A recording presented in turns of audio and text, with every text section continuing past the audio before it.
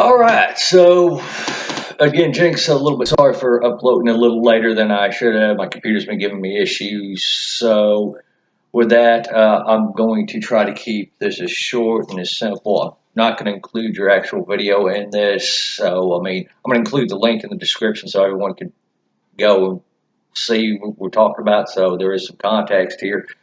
Also, got my notes. I'm going to try to break this down into a few separate categories for brevity's purpose to keep it short as well, because I know, again, our videos have been kind of long here on the issue.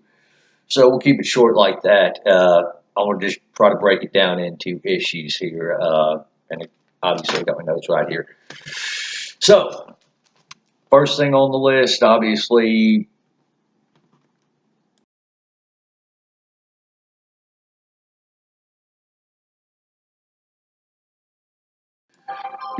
all right, so yes, both those lists are in existence currently.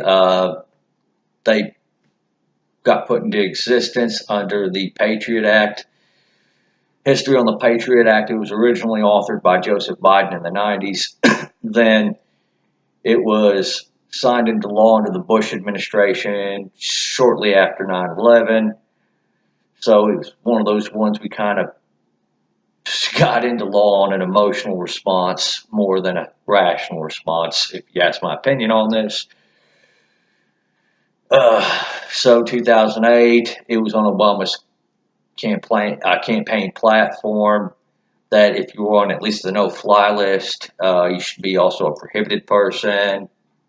A little hint that Obama was somewhat in favor of the Patriot Act. The other giveaways is Vice President was Joe Biden. That's a different story. Later on, Obama signed into law reauthorization and expansion of the Patriot Act, and then in 2016, that was one of the things that Hillary Clinton supported was if you were at least on the no-fly list, and I suspect on the terror watch list as well, that should also be included to make you a prohibited person.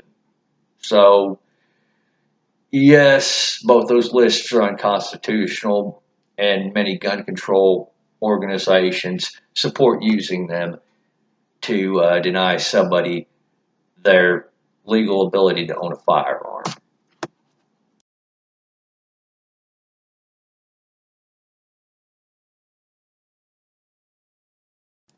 All right, so there is already a criteria on what makes somebody a prohibited person. Most of this was passed in 1968. Most of the rules we know governing on who gets to buy a firearm and who does not was actually passed in 1968, and it's been expanded on since then. Like I know when it was passed, when you're buying a rifle or a shotgun that are NFA Title I, you have to be 18. In the cases of handguns and NFA Title II items, you have to be 21. Now, for prohibited person factors, well, if you were convicted of a crime punishable by more than 1 year in jail, that makes you a prohibited person. In most cases, that's felonies. Now, in some states, some misdemeanors are punishable by more than 1 year in jail, and unfortunately, they count you as a prohibited person for that. The next one is if you're a fugitive from justice. Okay, understandable. Adjudicated mentally defective. Now, in 1968, when that was passed, that meant you pled not guilty by reasons of insanity. It's since been expanded on. One of the factors is if you've been involuntarily institutionalized or committed to a mental institute for a certain period of time, you're considered a prohibited person. If you're a VA veteran, or if you're a veteran receiving VA benefits, or certain VA benefits anyway, you're a prohibited person. I don't know exactly what the criteria is on that one. I do know that one of the guys I know who's a retired Army, who's collecting VA benefits, is a prohibited person specifically because of certain criteria. that the VA sent off and declared him a prohibited person. Um, and the next one, this was actually repealed by Congress. This is a more recent one, but it's certain people receiving certain Social Security benefits became prohibited persons. That was actually expanded on by an executive order made by Barack Obama. That was later repealed by Congress and signed into law by Trump. um, if you've renounced your citizenship, that makes you a prohibited person. If you're dishonorably discharged from the United States Armed Services, you're a prohibited person. If you're in the country illegally, i.e., an illegal immigrant, you're a prohibited person. If you're an unlawful user of a controlled substance or you're an addict to a controlled substance, you're considered a prohibited person. If you're subject to a court protective order or a restraining order, you're a prohibited person. And that one I think needs to be rethought because it's just too easy to get a CPO or an RO on somebody. I've actually seen people do that with ease. And the last one, it was passed in 96, I think it was. I know it was in the 90s, the Lautenberg Amendment. That makes anybody who has been convicted of misdemeanor domestic violence a prohibited person. That's something I think they need to rethink. Mainly because there are a lot of domestic violence convictions you can get that you wouldn't really think as of serious spousal abuse or a serious threat to your spouse or anybody else that still count as DV and would still make you a prohibited person. I'm going to actually get into that in the next section. Now, and again, there are gun control organizations and certain politicians that want to expand the prohibited persons list, i.e. an example was the terror watch list and the no-fly list, as well as a few other items, which I don't really think we need to be expanding that prohibited persons list really much more unless we're talking about removing some of the more ridiculous criteria. All right.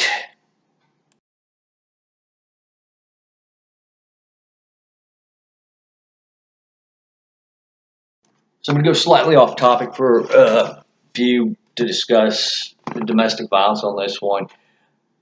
I know it's a little off topic, but certain things are pertinent because we are talking about whether or not somebody with a misdemeanor domestic violence conviction should be allowed to own a firearm. And actually, right now, it's already illegal. And even more so, the gun controllers have not stopped talking about this issue. In fact, they have taken part in the polarization of this issue too, and it's a highly polarized issue. And I think more often than not now people are taking this issue with more of a political goal in mind than a political and emotional based goal in mind as opposed to anything rational. More of agenda pushing to say the least. And I'll show you what I mean with this chart right here.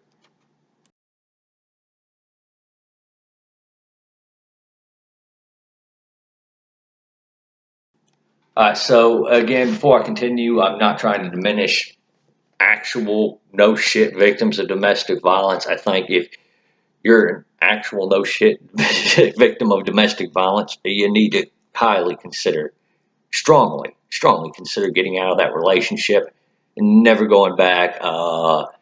Possibly contacting the police in those events. Maybe getting the perpetrator put behind bars. However, if you look at the facts, domestic violence obviously takes up a small portion of all the violent crimes. So, on that note, you do have people that blow this whole thing out of proportion. I'm going to show you a picture of a quote. I assume that this is authentic, given the rhetoric, but if it's not, my apologies. There are people that are pushing this type of rhetoric right here.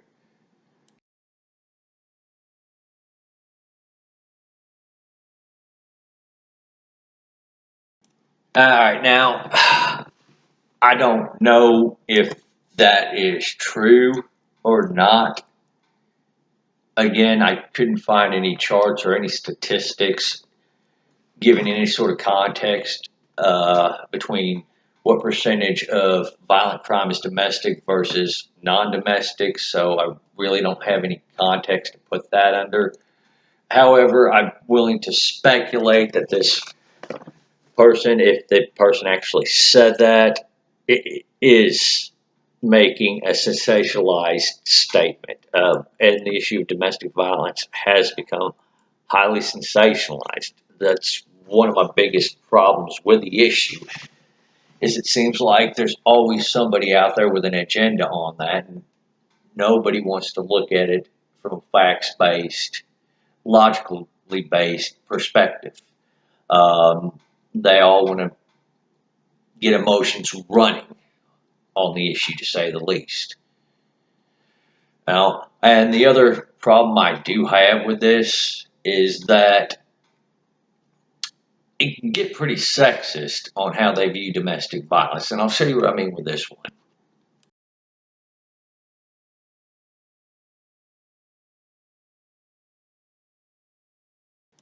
All right, so on that, we know that domestic violence is a two-way street. Women do it to their husbands, men do it to their wives, and so on and so forth. I think, however, society generally tends to take it a lot easier on a wife or a girlfriend that hits her husband or boyfriend than they do vice versa. There are plenty of hidden camera social experiments on the internet that show people more willing to come in to, much more willing, by the way, to come in to the aid of a female that hit her significant other versus a male, despite whether or not the female hit the male first. And this chart, however, frames it as if it's the male on female that's the problem. And I kind of find that, and I take that back, not kind of, I do find that sexist. Very much so. And moreover, there are several things on that chart that are already stacking the deck as is. You want to go to the economic side. Part of it was withholding family income from her and taking her money. Is it just me, or do anybody else get the idea that they're implying there on that one? That whatever the man earns is family income, whatever the husband earns is family income, and whatever the wife or girlfriend earns is her income. Just throwing that out there, that might be a little bit of a speculation there. So, again, on that one, I get a little distrustful on that one. By the way, that chart would apply to a situation I had when I was married to my ex. If they consider the husband's income family income and the woman's income her income. And the reason for that being, obviously, when I was married to my ex, the bulk of my time was spent in Iraq, and I was sending her allotments to her checking account, which covered the household bills and gave her a little bit of extra money on the side to have fun with, and I'm trying to save the rest. Part of that reason is because I didn't really trust her to save up money because I'd seen her habits as is. And the other part of it is because when I came home on leave, I had to move her from one place to another because she got into it with the neighbors. And she just refused to live there anymore. Now, after that, that was the only time in my life, by the way, I ever overdrew on my checking account. Just so you know. But even after that, wasn't a week that went by after I'd gone back to Iraq before I was getting told I needed to move her again. So, I mean, I get the feeling I would have been bankrupt. The family would have been bankrupt had I just left all the money in a joint account with both of us. And I just wasn't willing to do that. But then again, there were a lot of issues that were already in that marriage, and it was a mistake to have married her in the first place. But according to that chart, if I'm reading right, I'd be the domestic abuser in that one. So again, this is where I have a little bit of my distrusts on the issue. All right, so moving on to the next portion.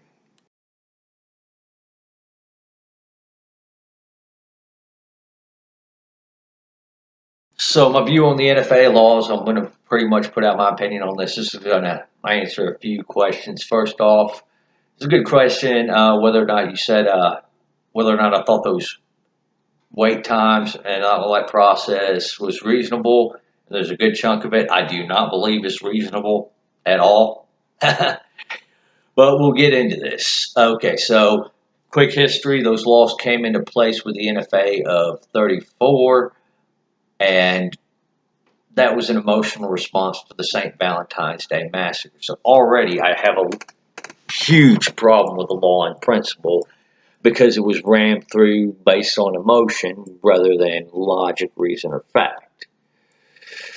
On rocket launchers, yes, you can legally buy them in the U.S. depending on which state you're in and depending on if you go through the proper NFA Title II paperwork. It's almost identical. Just for the tube alone, it's almost the identical process to buy a suppressor, short barrel rifle, short barrel shotgun, or machine gun manufactured prior to 1986. Now, the process is going to be the same with each individual rocket you purchase. So, I mean, again, they're going to be counted as each individual device. So, given that, it's a pretty expensive hobby if you're going to own a rocket launcher or a grenade launcher, to say the least. And it's going to be a very time-consuming one. All right, now, given that, I do believe that there should be maybe a few extra restrictions with rocket launchers and grenade launchers because there does come an enhanced danger. But it's still technically, for the most part, legal if you go through the proper processes to own just about any weapon you can think of in the United States, to be honest with you. Obviously, I mean, you can't own post-1986 machine guns, which is really stupid. If you can agree with me on that one, that we can own rocket launchers, but not post-1986 machine guns. And there are certain firearms manufactured in other countries that we can't legally own if they're manufactured before a certain year and they meet a certain criteria for the BATFE, which is pretty ridiculous, I'd say. Now, when it comes down to other NFA restrictions, sound suppressors, I think they should take them off the NFA Title II list and put them back in the NFA Title I list. Basic concept behind a suppressor is no different than a muffler on your car. No, it doesn't make the bad guy quiet. No, he can't walk in like an assassin for the most part and shoot somebody in one room and then everyone else in the other rooms don't hear it. That's completely made up.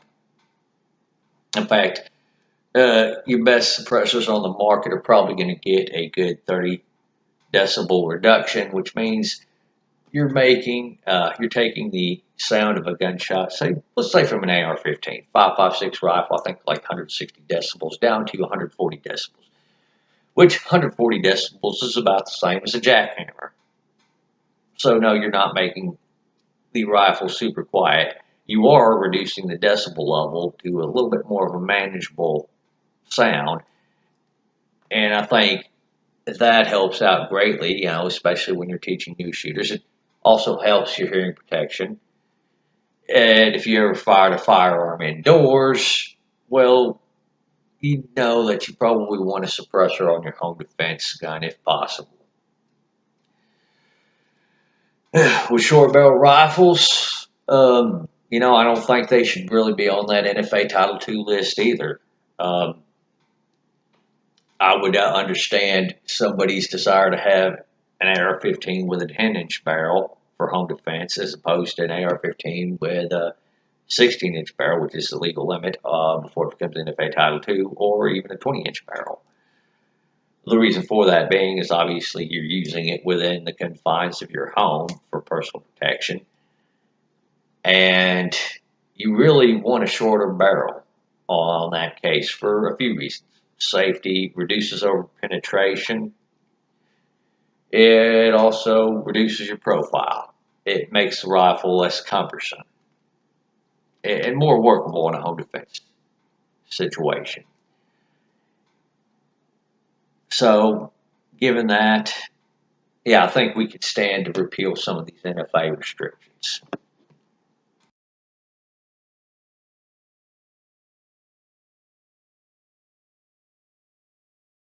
Okay, so a few quick things here.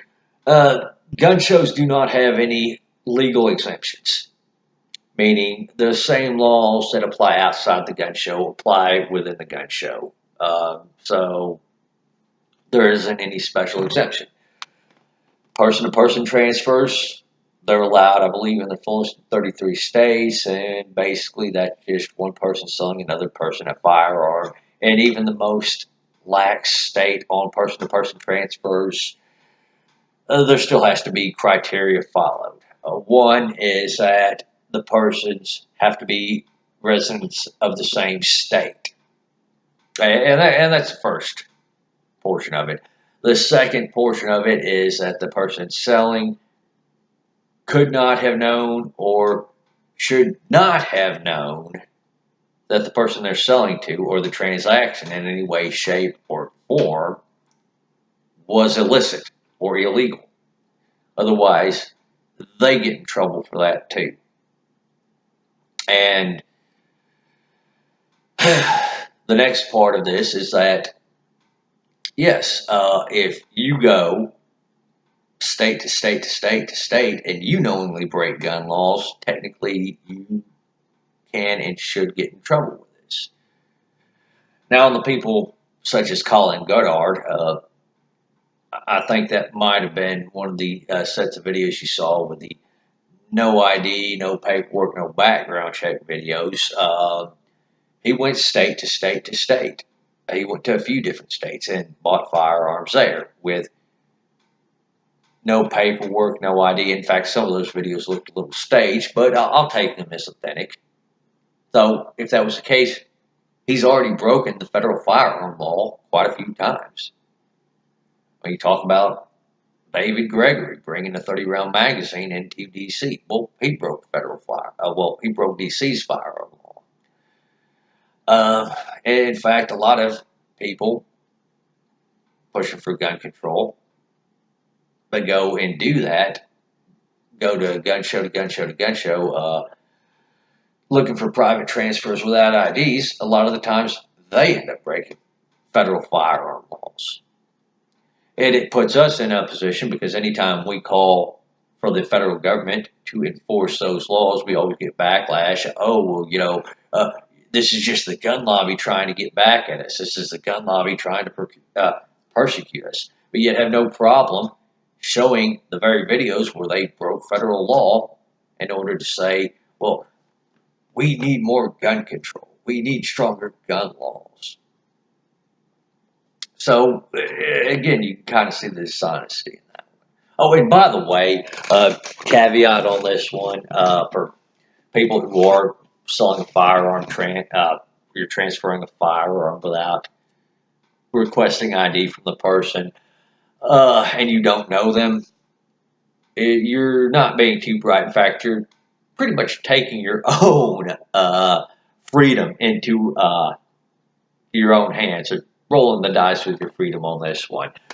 Because, again, as I said, if you should have or did know that person or that transfer was illicit in any way, shape, or form, and you still did it, you're still accountable for that. That means if you sell to a complete stranger, you didn't check their ID, they get stopped by the cops in their own home state where that firearm might not be legal, or they get stopped by the cops and they're a prohibited person, and they're really a resident of another state.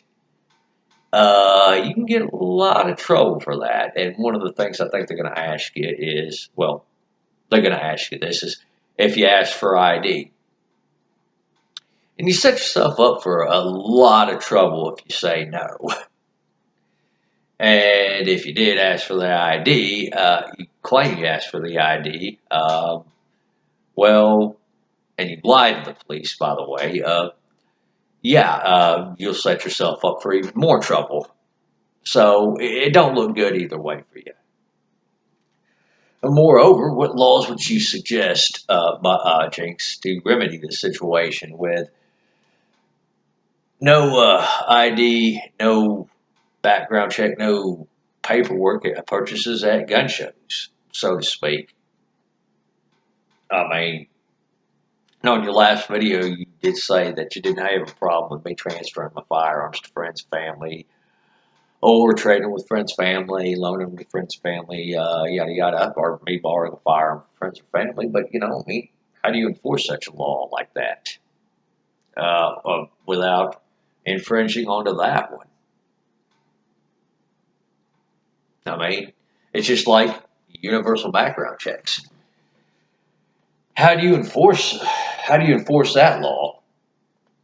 I mean, it gets down to either you don't have a law that you can really enforce. It's kind of like the straw purchase law. It's really hard to enforce that until after another crime has been committed.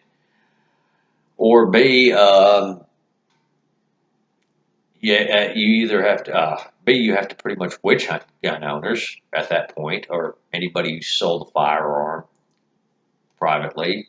Or C, even worse, you make what the NRA said is true, and at that point you have universal registration. Well, I shouldn't use that in parentheses. You pretty much make universal background checks code word for universal registration, because that's what's going to follow.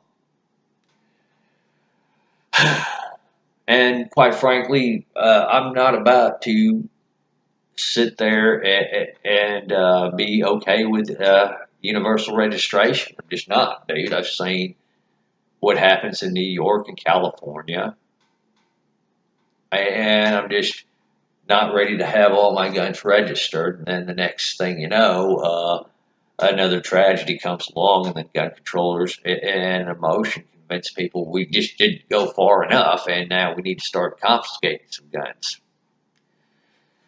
I'm just not in the mood to deal with that. I just don't want to deal with that. I don't want my or future generations to deal with that either.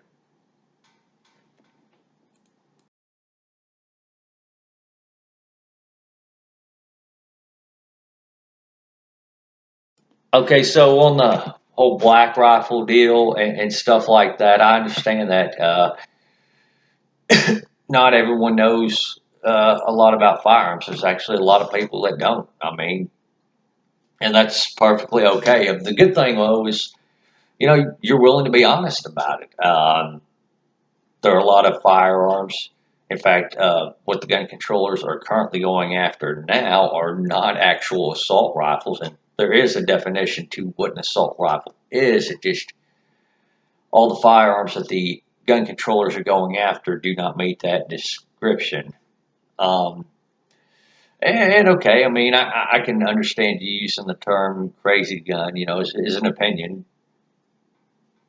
That's your opinion. I mean, so I don't really have a problem with that. I mean, though, guns like this, I know you said that this was a crazy gun. This is just really nothing more than a full-size semi-automatic pistol, but that's aside the point. Okay, but again, I appreciate your honesty on that topic. That really does mean a lot, and it goes a long way when we can't have an honest discussion on the issue.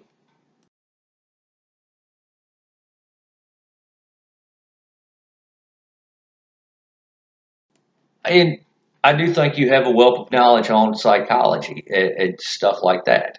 Um, I don't doubt for one second that you're probably well versed in it. In fact, probably more so than some of the people with formal education on the issue. And with that fascination you had for that, it's a drive to learn about it. And moreover, on the issue of suicide, you probably, well, you do have a bit of insight into the issue yourself. So, I mean, I think there's a lot of knowledge you can bring to the table on this one. On the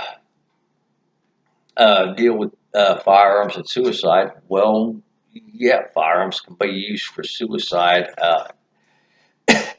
However, I don't think there's anything that gun control is going to do to change that rate overall.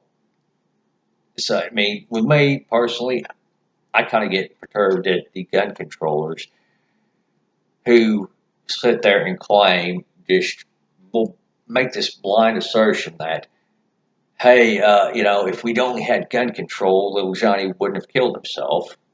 When there's a lot of data out there to show that firearm ownership and overall suicide rates really don't seem to be all that correlated.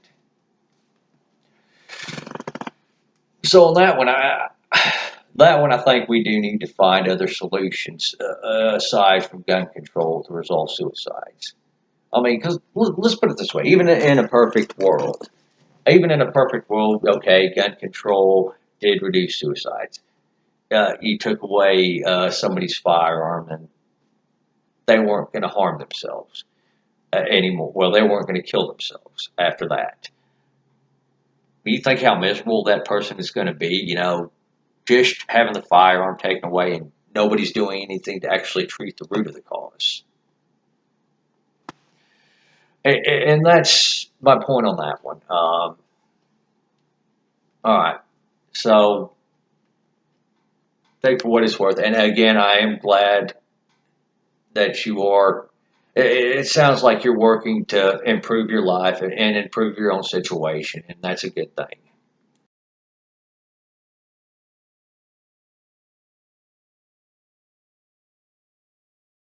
All right, so man, in conclusion on this, I think we can agree that firearm ownership isn't exactly for everybody. That there are some people that probably just should not own a firearm. I think we can agree, though, that just infringing on the rights of everybody just on a whim is not the best idea either. And certainly, I think we can agree that passing laws just in our emotion after a tragedy often leads to bad results, or at least leads to laws that we really shouldn't have had on the books, that have no effect, that do nothing but violate people's personal freedom. I think we can agree on that. And again, I'm still looking forward to hearing more of your ideas on the topic if you so choose. I think it's good that we can have these discussions here on that one. All right, Jinx, man, you take her easy out there.